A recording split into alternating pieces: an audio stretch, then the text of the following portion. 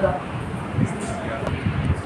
आपके पास rate of reaction क्या होता है according to collision theory. Rate तो आप सबको पता है माइनस dx/dt होता है किसी भी रिएक्शन का। तो पर ये थ्योरी कहती है कि रेट जो होता है माइनस dx/dt आप उसको लिख सकते हो f × z। अगर आपको किसी भी रिएक्शन का f पता है और अगर आपको किसी भी रिएक्शन का z पता है तो दोनों को मल्टीप्लाई करके आप रिएक्शन का रेट लिख सकते हो। If you know the f and if you know the z, you multiply it and you will get the rate. Now what is f here? ध्यान से सुनेंगे। f क्या होता है? f is the fraction of effective collision, fraction of effective collision, and z is the total number of collision, total number of collision. Collision का मतलब होता है जब एटम्स एक दूसरे के साथ टकराते हैं, they will collide each other and they will form the collision. Total जितने कोलिजन होते हैं उन्हें Z कहते हैं हम लोग। टोटल कोलिजन जितने हुए पर यूनिट वॉल्यूम, मैंने यहाँ पे एक चीज और लिखवाई है। पर यूनिट वॉल्यूम का मतलब है कि आप यहाँ पर मेजर करते हो। जैसे एक रिएक्शन हो रही है टेस्ट ट्यूब के अंदर, तो आप पूरी टेस्ट ट्यूब का नहीं चेक कर सकते यार। आप रेट को लिखने के लिए 1 सेंटीमीटर क्यूब वॉल्यूम के लिए चेक करोगे या 10 सेंटीमीटर क्यूब वॉल्यूम में चेक करोगे। आप पर्टिकुलर किसी एक वॉल्यूम पे चेक करने वाले। आपने किसी एक वॉल्यूम को लिया, फिक्स्ड वॉल्यूम के लिया और उसमें आपने चेक किया कि उसमें टोटल कोलिजन कितने हो रहे हैं, दैट इज Z। और टोटल कोलिजन में से कितने ऐसे कोलिजन है जो इफेक्टिव है, जिनसे आपको प्रोडक्ट मिल रहा है, दैट इज F। दोनों को मल्टीप्लाई करेंगे, you will get the rate of the reaction. ठीक है। अब इस पर कोई क्वेश्चन एनसीईआरटी का मतलब एग्जाम में, सीबीएसई में और नीट में मुझे नहीं लगता, ना ही एंट्रेंस के किसी और एग्जाम में क्वेश्चन आता। तो this is not important, but हाँ आपको पता होना चाहिए। अभी तक मैंने नहीं देखा कि इस पर कोई भी क्वेश्चन आया है। आगे आते हैं।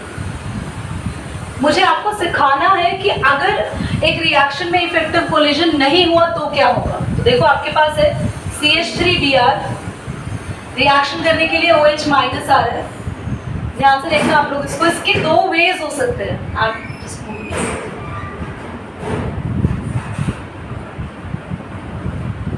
CH3Br ऐसे बना ले तो ज्यादा बेहतर रहेगा। CH3 कहाँ से इतनी आवाजें आ रही है आज? OH माइनस ऐड हो रहा है। एक मिनट, अब OH माइनस यहाँ से ऐड हो रहा है, यहाँ से उसने Br के साथ बॉन्ड बनाना शुरू किया। यहाँ पर OH माइनस इधर से ऐड हो रहा है। दो केस है यार। अगर Br के साइड से OH ऐड होगा तो कभी जिंदगी में ये रिएक्शन होगी, तुम भूल जाओ, नहीं होगी। क्योंकि जब तक Br नहीं हटेगा और Br की जगह OH नहीं लगेगा तब तक ये रिएक्शन नहीं होगी।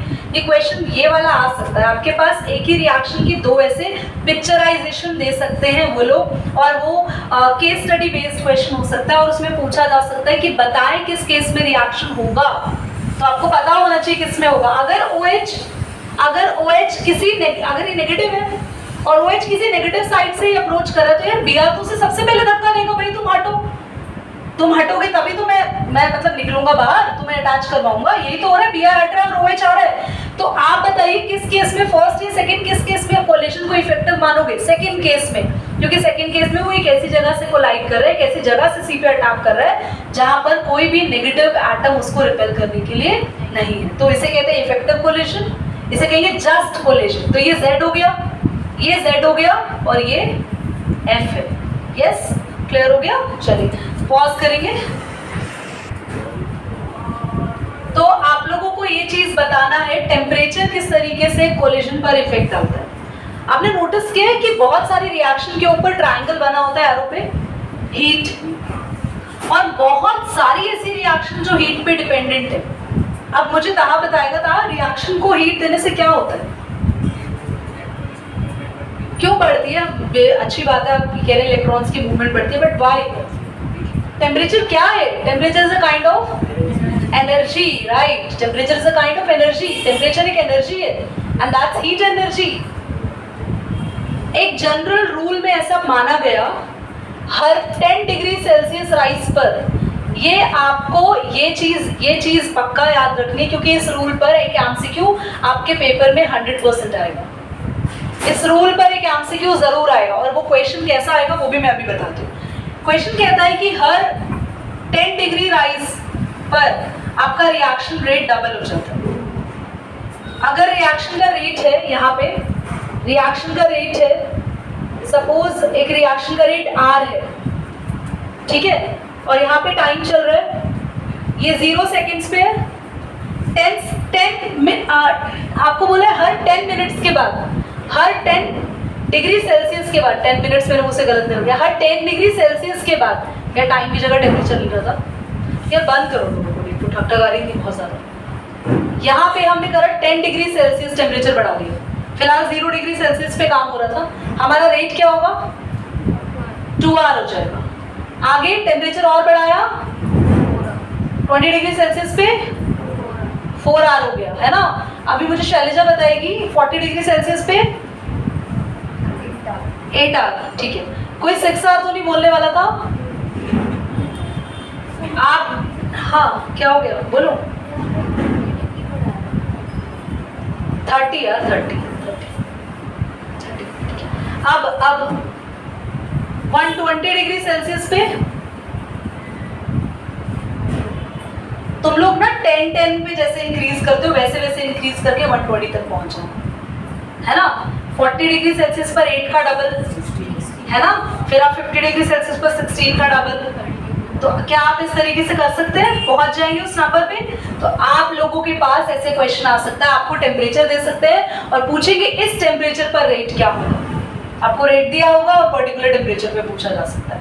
This question is important. तो जनरल रूल क्या कहता है, हर 10 डिग्री सेल्सियस के बाद अगर एक रिएक्शन रेट, एक रिएक्शन की स्पीड a है तो उस रिएक्शन की स्पीड 2a हो जाएगी। ना क्लियर? अब ये क्वेश्चन है कि टेम्परेचर ऐसा करता क्या है, हमको तुमको पता है टेम्परेचर एनर्जी है, पर टेम्परेचर रिएक्शन के साथ ऐसा क्या करता है कि रिएक्शन की स्पीड डबल हो जाती है? तो एनी गेसेस? Any guesses? लिखवाए भी है मैंने अभी 2 पॉइंट्स, देखकर ही बोल दो। कोलिजन फ्रीक्वेंसी बढ़ जाती है और साथ ही हमारे इफेक्टिव कोलिजन भी बढ़ जाता है। तो पहला पॉइंट, टेम्परेचर क्या करता है? टेम्परेचर कोलिजन फ्रीक्वेंसी बढ़ाता है। यार कोलिजन फ्रीक्वेंसी का मतलब क्या है? कोलिजन तेज तेज होने लगेगी, कोलिजन तेज तेज होने लगेगी, यानी कि एक दूसरे के साथ जो कोलाइड हो रही है वो चीजें, अगर मान लो अगर वो 10 मीटर पर सेकेंड स्पीड से कोलाइड कर रहा था तो वो कुछ 20 मीटर पर सेकेंड या 100 मीटर पर सेकेंड पर भी आ सकता है टेम्परेचर बढ़ाने पर। नेक्स्ट हमारे पास इफेक्टिव कोलिजन हो गए, इफेक्टिव कोलिजन। अब ये तो ना स्टूडेंट्स को समझ में आ जाता है कि हाँ ठीक है, समझ में आ रहा है, कोलिजन फ्रीक्वेंसी बढ़ जाएगी, कोलिजन जल्दी जल्दी होने लगेंगे, बहुत सारे कोलिजन होने लगेंगे, पर इफेक्टिव कोलिजन ये तो जरूरी नहीं है ना। देखिए टेम्परेचर से चीजें सही जगह जाके ही हिट करेंगी, ये तो ऐसा नहीं होता। तो ध्यान से सुनेंगे, इफेक्टिव कोलिजन के लिए हमें एक चीज चाहिए, वी नीड थ्रेशोल्ड एनर्जी। आपको ये एनर्जी याद है? आपको ये एनर्जी याद है? कितने बच्चों को थ्रेशोल्ड वर्ड पता है? क्या था आकाश? क्या था? सुना है? और कोई जिसने सुना हो और इसको पता हो? लक्ष्मी तुम्हें पता है? बोलो। Minimum amount of energy required to Minimum amount of energy required to eject an electron from the metal surface that we have learned from the photoelectric effect class 11th chapter 2। हाँ बेटा, तुम लोग को एंट्रेंस देने हैं ना, याद रखो ये चीजें। वो मिनिमम अमाउंट ऑफ एनर्जी थी जो कि इलेक्ट्रॉन्स को बाहर निकालने के लिए चाहिए। यहाँ पर मिनिमम अमाउंट ऑफ एनर्जी चाहिए एक इफेक्टिव कोलिजन होने के लिए। एक बात ध्यान से सुनना, आप पढ़ते हैं, अगर मैं बोलूं कि खड़े हो और पढ़ना, निश्चित चल दो, सही लगा, शुक्रिया अदा करना चाहिए भगवान का। मैं वापस भी बोलने वाली हूँ फिर से। तो आप पढ़ते हैं, मैं आपको बोलूं खड़े होकर पढ़ो, यार सुबह सुबह है, मैंने आपको उठा दिया पढ़ो, मैं आपको ब्रेकफास्ट नहीं दे रही, कुछ नहीं दे रही, और आपको मैं जबरदस्ती कुछ करूँ, पढ़ो, आपको बैठ के पढ़ना है, और मैं बहुत डांट रही हूँ या आपको बहुत ज्यादा प्रेशराइज कर रही हूँ, नहीं पढ़ा तो ये हो जाएगा, नहीं पढ़ा तो वो हो जाएगा। तो आप पढ़ तो रहे हैं पर आप इफेक्टिवली नहीं पढ़ पाएंगे जब तक आपको ब्रेकफास्ट नहीं मिलेगा, लंच नहीं मिलेगा, आपको चीजें नहीं मिलेगी। तो कोलिजन फ्रीक्वेंसी हो तो रही है बढ़िया से, पर जब तक इतनी मिनिमम एनर्जी नहीं आएगी वो कोलिजन इफेक्टिव नहीं होगी, क्योंकि कोलिजन कहीं पर तो टकराना आसान है, पर सही जगह टकराने के लिए एक मिनिमम एनर्जी सारे एटम्स के पास होनी चाहिए। वो मिनिमम एनर्जी के लिए पहुंचने के लिए क्या जरूरी होता है? टेम्परेचर जरूरी था, ठीक है। तो इतनी एनर्जी हो कि कोलिजन ज्यादा हो सके, उनकी फ्रीक्वेंसी बढ़ जाए, तेजी से हो सके कोलिजन, और दूसरा जो कोलिजन हो रहे हैं वो इफेक्टिव हो सके। क्लियर होगी बात? पॉज कर दो बच्चे। अब हम आगे कर दो बच्चे। मैक्सवेल ने क्या कहा था, ध्यान से सुनो। मैक्सवेल तो काफी सही साइंटिस्ट थे, इन्होंने काफी ज्यादा वर्क किया था कोलिजन पर और रिएक्शन के रेट पर काफी काम किया था। इन्होंने टेम्परेचर वाली थ्योरी भी दी थी, इन्होंने पूरा ग्राफ दिया था। जो टेम्परेचर वाली थ्योरी अभी हमने टेम्परेचर के बारे में पढ़ा ना, 10 डिग्री सेल्सियस राइज, वो भी इन्होंने ही दिया था। इन्होंने क्या कहा, इन्होंने ये कहा कि पहले इनका ग्राफ देखते हैं। इन्होंने इस तरीके से एक ग्राफ बनाया था। दैट ग्राफ, यहाँ पर एनर्जी था, यहाँ पे था फ्रैक्शन ऑफ मॉलिक्यूल्स। ध्यान से देखना, यहाँ एनर्जी की वैल्यू बहुत कम है, लो एनर्जी है। यहाँ पर एनर्जी की वैल्यू क्या है? अब एनर्जी को तो ये एक्स एक्सिस वाली लाइन अगर डिनोट कर रही है, तो यार यहाँ पे तो कम नंबर लिखे होते, लो नंबर लिखे होते हैं। नंबर स्टार्ट कहाँ से होते हैं? Minimum number is near the origin. जैसे जैसे आगे जाते जाएंगे नंबर्स बढ़ते जाएंगे, एनर्जी बढ़ती जाएगी। आप देखेंगे यहाँ पर सिर्फ इतने से मॉलिक्यूल हैं जिनके पास, इतने से मॉलिक्यूल क्यों बोला मैंने? क्योंकि यहाँ पे देखो, यहाँ पे मॉलिक्यूल क्या होंगे? लो। और जैसे जैसे ऊपर जाते जाएंगे मॉलिक्यूल्स क्या होंगे? हाई, ज्यादा मॉलिक्यूल्स होंगे। देखो इन्होंने क्या बोला, इन्होंने यहाँ पर मैं एक चैम्बर बना रही हूँ जिसमें बहुत सारे मॉलिक्यूल्स हैं और ये आपस में रिएक्ट कर रहे हैं। कुछ ए के मॉलिक्यूल है, कुछ बी के मॉलिक्यूल है, और इन्हें आपस में एक दूसरे से टकराना है, रिएक्ट करना है। मैक्सवेल ने बोला कि दुनिया में किसी भी रिएक्शन को देखो, आप दुनिया में किसी भी रिएक्शन को देखो, हर एक रिएक्टेंट के पास जो मॉलिक्यूल्स होते हैं ना, उनमें से बहुत थोड़े से मॉलिक्यूल के पास थोड़ी एनर्जी होती है और बहुत थोड़े से मॉलिक्यूल के पास हाई एनर्जी होती है। पर दीदी इसका मतलब बाकी के सारे मॉलिक्यूल जो बच गए, मतलब ज्यादातर molecule, average number of molecules के पास जो एनर्जी यहाँ पर होती है वो कैसी होती है? मॉडरेट एनर्जी, यानी कि मीडियम एनर्जी। और इसीलिए यहाँ पर इसको बोलते हैं मोस्ट प्रोबेबल काइनेटिक एनर्जी। तो एक तरीके से ऐसा कह सकते हैं यार कि क्लास में कुछ बच्चे बहुत ही नालायक होते हैं, कुछ बहुत ही इंटेलिजेंट होते हैं, और ज्यादातर क्लास एवरेज होती है। तुम्हें कितना अच्छा लगा ना एग्जाम्पल है? तुम्हें जल्दी समझ में आ गया ये कॉन्सेप्ट। ऐसा ही है, कुछ मॉलिक्यूल्स के पास बहुत ज्यादा हाई एनर्जी होती है, कुछ के पास काफी लो, और बाकी के सारे मॉलिक्यूल एवरेज एनर्जी लेके ही घूम रहे होते हैं।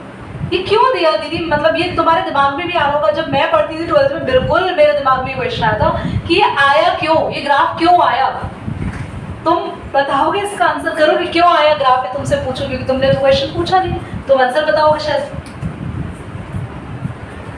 क्योंकि तुम में से किसी बच्चे ने मुझसे इससे थोड़ी देर पहले ये पूछा नहीं कि 10 डिग्री सेल्सियस रेट को बढ़ाने से रिएक्शन का rate double, 10 degree Celsius temperature को बढ़ाने से रिएक्शन का रेट डबल क्यों हो जाता है? क्या सारे मॉलिक्यूल एक जैसे काम कर रहे हैं? तो सारे मॉलिक्यूल तो एक जैसा काम नहीं कर रहे, पर मोस्ट ऑफ द मॉलिक्यूल एक जैसी एनर्जी को लेके बैठे होते हैं। इसीलिए 10 डिग्री सेल्सियस बढ़ाते ही वो मोस्ट ऑफ द मॉलिक्यूल एक जैसा बिहेव करने लगते हैं, और वो most of the molecule reaction के रेट को डबल कर देते हैं। समझ में आई आपको मेरी बात? किसने बताया ये आपको? मैक्सवेल ने बताया। इन्होंने ही टेम्परेचर का पूरा लॉजिक दिया था। ध्यान से देखो इधर, तो इन्होंने बताया, यहाँ पे मैं 2 पीक्स बना रही हूँ, एक यहाँ पे इससे बनाकर,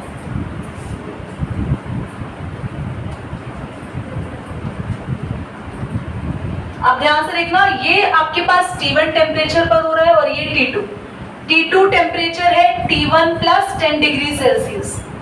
मतलब पहला जो भी टेम्परेचर था उस टेम्परेचर पर हमने 10 डिग्री सेल्सियस प्लस किया, तो मेरा ग्राफ हल्का सा आगे शिफ्ट हो गया।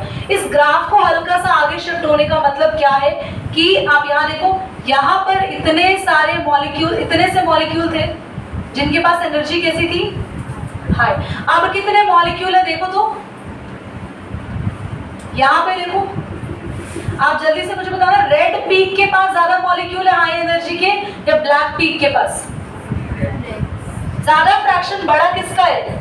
आप देखो ना, क्योंकि ब्लैक वाला फ्रैक्शन तो बस यहीं तक जा रहा है, इतने मॉलिक्यूल्स। रेड वाला फ्रैक्शन मॉलिक्यूल्स ये वाला लाइन रिप्रेजेंट कर रहा है ना, बताओ तो। रेड का पीक थोड़ा ऊपर हो गया, ऊपर इन द सेंस थोड़ा आगे को शिफ्ट हो गया, और इसने ये बताया हाई एनर्जी होगी ज्यादातर मॉलिक्यूल की। तो ज्यादातर मॉलिक्यूल की हाई एनर्जी क्यों हुई? क्योंकि हमने 10 डिग्री टेम्परेचर को रेज कर दिया, ठीक है। अब इस पे क्वेश्चन कैसे आता है, ग्राफ बना हुआ आएगा, पूछ लेंगे आप लोगों से किसका फ्रैक्शन ऑफ मॉलिक्यूल ज्यादा होगा, या किसका टेम्परेचर ज्यादा है, किसका टेम्परेचर कम है, मोस्ट प्रोबेबल काइनेटिक एनर्जी कहाँ होती है, और बस ये सारे क्वेश्चन इसके बाद पॉज करेंगे, नोट करेंगे जल्दी से। ये अच्छा क्वेश्चन शैलजा ने पूछा, पूरा ग्राफ आगे क्यों बढ़ा? तो शैलजा ध्यान से देखो, यहाँ पर एवरेज मॉलिक्यूल्स की एनर्जी है ये, पर इधर देखो एवरेज मॉलिक्यूल की एनर्जी क्या है, ज्यादातर मॉलिक्यूल की एनर्जी क्या है, कौन से सेक्शन में आ रहा है बच्चा? हाई। टेम्परेचर बढ़ते ही सारे के सारे मॉलिक्यूल्स एनर्जाइज्ड हो गए, तो ग्राफ हल्का सा आगे शिफ्ट हो गया, खत्म। अर्हेनियस ने एक इक्वेशन दी थी, अर्हेनियस ने इक्वेशन दी थी K is equal to A, K is equal to A e raised to power minus EA upon RT। ये इक्वेशन थी, आपको पता भी होगी जिन्होंने पढ़ा है स्कूल में। A stands for Arrhenius constant, Arrhenius constant, और Arrhenius constant को ही कहते हैं प्री एक्सपोनेंशियल कांस्टेंट। और बच्चों ये कांस्टेंट एक्चुअली बताता है नंबर ऑफ कोलिजन पर सेकंड पर लीटर, यानी कि अगर आप एक रिएक्शन को वॉल्यूम में कंसीडर करो तो 1 लीटर में पर सेकंड कितने कोलिजन होते हैं वो A बताता है। A स्टैंड्स फॉर कोलिजन, और A को हम लोग अर्हेनियस कांस्टेंट कहते हैं। Why Arrhenius constant? क्योंकि ये अर्हेनियस ने दिया था, इसलिए K स्टैंड्स फॉर रेट, ये रेट है, रेट भी नहीं, रेट कांस्टेंट कहना चाहिए। EA क्लास EA पूरा का पूरा, E के नीचे ही लिखना है स्मॉल a, EA, ये EA पूरा एक कांस्टेंट है जो कि एक्टिवेशन एनर्जी को बताता है। R यहाँ पे गैस कांस्टेंट है, याद है गैस कांस्टेंट कहाँ पढ़ा था? States of matter, states of matter में पढ़ा था तुम लोगों ने? हाँ, चैप्टर 5 में पढ़ा था क्लास 11 के अंदर। PV is equal to nRT equation, ideal gas equation में, और R की वैल्यू होती है 8.314। T stands for temperature. तो इतने डिलीट हो गए ना चैप्टर, एकदम से नहीं निकला नाम states of matter. I think इस बार डिलीटेड है स्टेट्स ऑफ मैटर, इस बार वाली बुक में नहीं है NCERT। तुम लोगों में डिलीटेड था? मैंने करवा दिया था तुम्हें? अच्छा, तभी मैं को तुम्हें पता, मुझे याद है कि पिछली बार डिलीटेड था, और वो एकदम से मैं देख रही हूँ इनको याद आ रहा है, इनको पढ़ाया था, वो चीजें चल रही थी, हम कर चुके थे, बाद में सिलेबस आया था, राइट। तो बच्चों ये क्लियर, सारी टर्म्स क्लियर हो गई, क्या क्या किस चीज का नाम है? हाँ, अभी मुझे आप लोगों को इसको हम थोड़ा सा यहाँ पे चेंज करेंगे।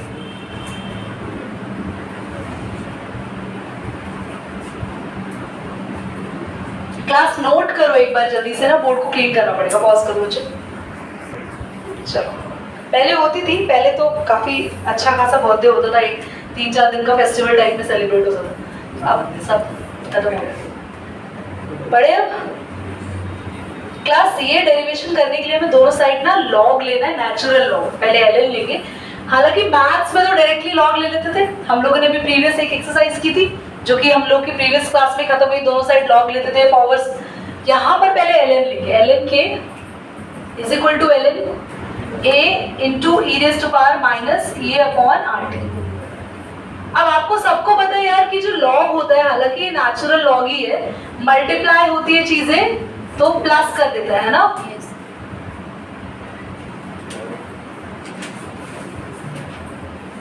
क्लियर? इसके बाद लॉग और e कैंसिल आउट इफेक्ट होता है। अगर कहीं लिखा हो लॉग e की पावर 3x तो ये कैंसिल हो जाता है, खाली 3x रह जाता है। log and e is a kind of cancel out effect। तो ln है तो नेचुरल लॉग ही, e कैंसिल आउट हो जाएगा तो क्या बचा? ln k is equal to ln a minus e upon RT। TR लिख दिया गलती से तो घबराना नहीं, क्लियर हो गया? अब ln हटा के नेचुरल लॉग हटा के लॉग लगाएंगे तो बताया था 2.303 log k is equal to 2.303। ln क्या बन जाएगा बच्चे? log माइनस ये अपॉन आर टी, आपका एक्सप्रेशन रेडी है। ठीक है, क्या ये डेरिवेशन आ सकती है एग्जाम में? ऑफ कोर्स आ सकती है। आपको ये, आपने ये क्या लिखा, दिस इज अर्हेनियस इक्वेशन, और ये क्या है? अर्हेनियस इक्वेशन की डिफरेंशियल फॉर्म है, लॉगरिथम फॉर्म है, ऐसा बोल सकते हैं, लॉगरिथम फॉर्म। करो बच्चे इसको ना, अगर और आपको इक्वेशन को मॉडिफाई करना है, जैसा आपकी एनसीईआरटी में किया है, तो आप चाहें तो डिवाइड बाय 2.303 भी कर सकते हैं। अगर आप बुक्स में ऐसा देखोगे तो ऐसा कर रखा है, log k is equal to log a minus E A upon, दीदी आपने पहले नहीं कराया था, अब ये करके बता रहे हो, बिकॉज इसी से ही मैं आप वाला एक्सप्रेशन डिराइव करने वाली हूँ। So I am going to make it sorted, मैंने इसको बनाया। अब करना क्या है, हम इस बार सेम इक्वेशन को लिखेंगे, पर अगर रिएक्शन हमारे पास कितनी हो रही है? 2 रिएक्शन हो रही है, तो हम लोग अर्हेनियस इक्वेशन यहाँ पर लिखने वाले हैं फॉर टू रिएक्शंस जिनके हमारे पास K2 एंड K1 क्या है बोलो? रेट कांस्टेंट, और T2 T1 क्या है? टेम्परेचर। ठीक है क्लास, हम इसको लिखते हैं फर्स्ट रिएक्शन के लिए, log K1 is equal to log A ही रहेगा, minus E A upon 2.303 R T1। ठीक है, अगली reaction log K2 log A minus R T2। करना क्या है, दोनों ही इक्वेशन को माइनस करेंगे, इक्वेशन फर्स्ट को माइनस करेंगे by second, subtract equation first by second, तो log K2 minus log K1 is equal to log A minus E A upon 2.303 R T2। Minus का साइन है तो बच्चे यहाँ पे साइन क्या हो जाएंगे दोनों के? चेंज, माइनस log A और प्लस में R T2। क्या होगा क्लास, अब बताएं जल्दी से, कुछ क्या दिख रहा है आपको? आपको ये दिख रहा है, हम लोग इसको अगर log K2 बाई K1 लिख लें तो कोई परेशान तो नहीं होगा? कोई दिक्कत? log A से log A कैंसिल, बच्चे ई ए अपॉन 2.303 कॉमन ले लें, और ये बचा 1/T2 प्लस में, और ये 1/T1, अरे यार उल्टा कर दिया, ये T1 है, बाद वाला T1 है। देखो मैंने करा क्या, इसको आगे रखा, इसमें से ये माइनस किया, तो इन दोनों के साइन मैंने बदल दिए, log A से log A कैंसिल, दोनों में से ई ए अपॉन 2.303 बाहर ले लिया, बाहर लेंगे तो अंदर बचेगा माइनस 1/T2 प्लस 1/R। ठीक है, आप इसको बाद में, क्योंकि प्लस को आगे लिखेंगे, थोड़ा सा क्या हमारी इक्वेशन ठीक दिखे, E upon 2.303 R 1/T1 minus 1/T2। कुछ बुक्स में और आगे सॉल्व कर रखा है, यहाँ एलसीएम लेके तो उन्होंने लिखा हुआ है T2 माइनस T1 और एलसीएम में T1 इंटू T2, तो प्लीज ऐसा आप कुछ मत करना, कैन लीव योर एक्सप्रेशन है। ठीक है, ये डेरिवेशन आ सकती है एग्जाम में, इंपॉर्टेंट है ये भी और ये भी। ये अब इसलिए इंपॉर्टेंट हो गई है, बेचारे कहते हैं ना कभी हर किसी का टाइम आता है, तो अब इनका टाइम आ गया, क्योंकि पहले इनकी न्यूमेरिकल्स आ रहे थे, अब न्यूमेरिकल्स डिलीटेड है, तो ये इंपॉर्टेंट है। कर दो बेटा रेड बटन।